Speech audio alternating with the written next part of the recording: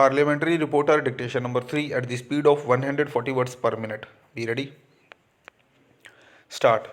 Honorable members, today the 13th December 2019 marks the 18th anniversary of the dastardly terror attack on the Parliament House. On this day, this House recalls the supreme sacrifice of our security personnel, including two of the Parliament Security Service staff, along with five Delhi Police personnel and a woman constable of the Central Reserve Police Force, one gardener of the CPWD, and a cameraman of the ANI were also martyred. By their selfless act, these martyrs set an example of indomitable courage and outstanding devotion to duty. I am sure the whole House will join me in paying homage to these martyrs and expressing our profound gratitude to our brave security personnel who are vigilant and dutiful in protecting this temple of democracy. On this occasion, we also express our firm resolve to fight terrorism with determination. I request members to rise in their places and observe silence as a mark of respect to the memory of those who lost their lives in that terror attack. Sir, several leaders from Leh, former cabinet ministers, chairmen of the Hill Council, other personalities, representatives of the youth and students met the leader of the opposition and me yesterday.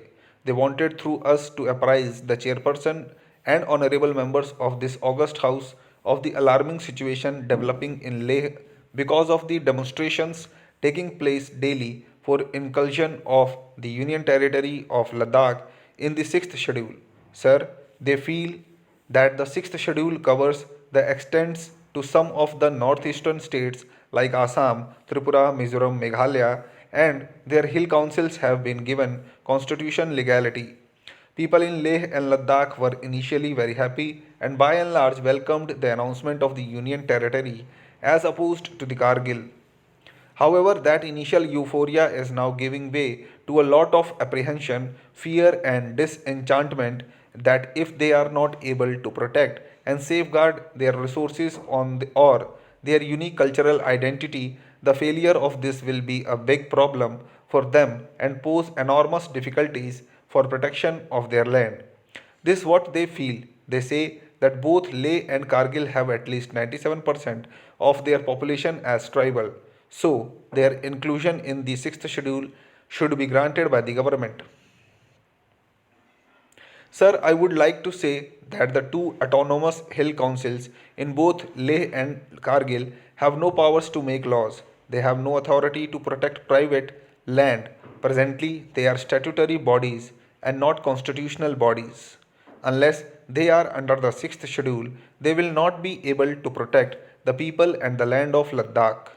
People fear that it is not rumor mongering. They feel that people have already come into the very rich territory of Leh to buy land and make their way. It is therefore a reasonable demand of the people of Ladakh. Through you, sir, I would like to request the government to consider this demand favorably before the situation, which is alarming, gets out of hand. Honorable Chairman, sir, through you, I would like to draw the attention of the House towards a very disturbing situation that is developing in the northeastern states of the country, particularly Assam, Tripura, Meghalaya, and even Manipur. Sir, these are border states in a very sensitive part of the country, states like Arunachal Pradesh and other states bordering China, Mizoram, bordering Bangladesh, and besides having a clear connect with Bhutan also. It is because of the insecurity and uncertainty that has been created following the passage of Citizenship Amendment Bill and the fears about the influx of a large number of people which will disturb the culture, the language, and the composition of these societies. Sir, there is a history to what has happened in the past going back to 1873 when the Bengal frontier regulations had to be enacted by the British. Then also disruptions and violence had taken place following the partitions of Bengal and the partition of India, which affected the then undivided state of Bengal and Punjab in the north and the west. Sir, this situation cannot be allowed to aggravate further. These are our sons and daughters who have their concerns about equal stake in the country. It is therefore the duty of all of us collectively as Indian Parliament and the Rajya Sabha being the Council of States has a special responsibility. Sir, I am concluding it has a special responsibility because we represent the states and we cannot be silent when these developments are taking place. Sir, action by the Indian Army in various states is not the only answer. There should have been political dialogue and consultations. There was no need to hurry and create a situation which was entirely avoidable. Sir, according to Rule 258 of the Rules of Procedure and Conduct of Business in Rajya Sabha and Article 21 of the Constitution, right to live with dignity is there for everyone.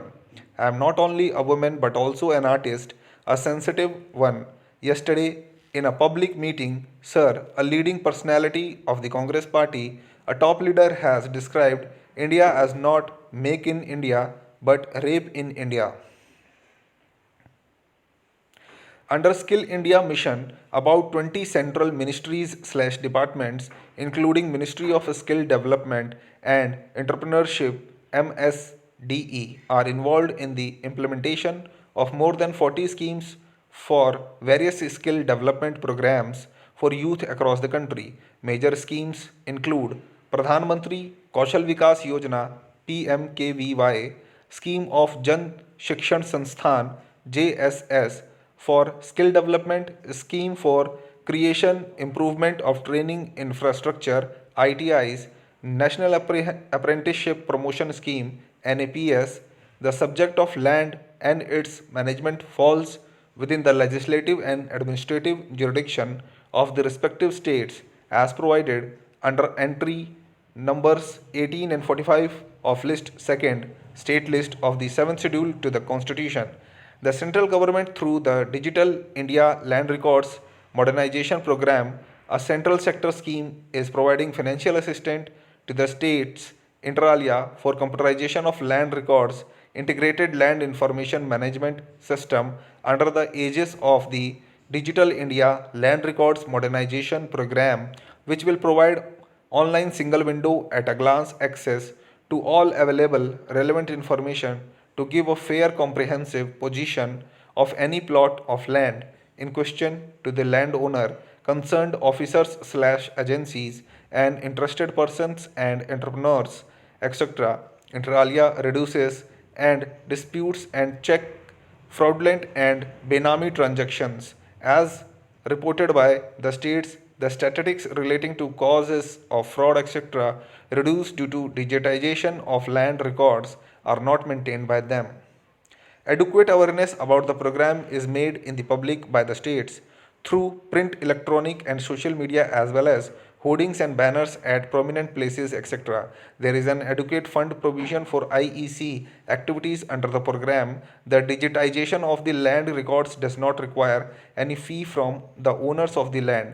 The record of rights ROR as available are digitized. Further, stamp duty and registration fees required for registration of deeds relating to properties are levied by the state's governments as per laid down procedure in the state. Adequate steps have been taken to simplify the procedure of registration through the use of information technology application.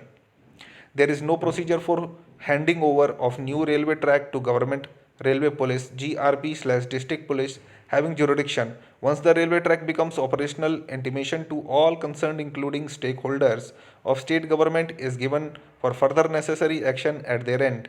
It is on part of state government to issue internal memo for inclusion of the new railway track in the jurisdiction of GRP/district police stations. As per provision of Pradhan Mantri Fasal Bima Yojana PMFBY, admissible claims are generally paid by the insurance companies within 2 months of completion of crop cutting experiments/harvesting period, subject to availability of yield data and total state share of premium subsidy from concerned state government within time. However, settlement of claims in some states get delayed due to reasons like delayed transmission of yield data, late release of their shares in premium subsidy by some states, non-receipt of account details of some farmers for transfer of claim and national electronic fund transfer NEFT related issues etc. However, this department is regularly monitoring the implementation of PMFBY, including timely settlement of claims through one weekly meetings with states and insurance companies and weekly video conference with all stakeholders. Stop.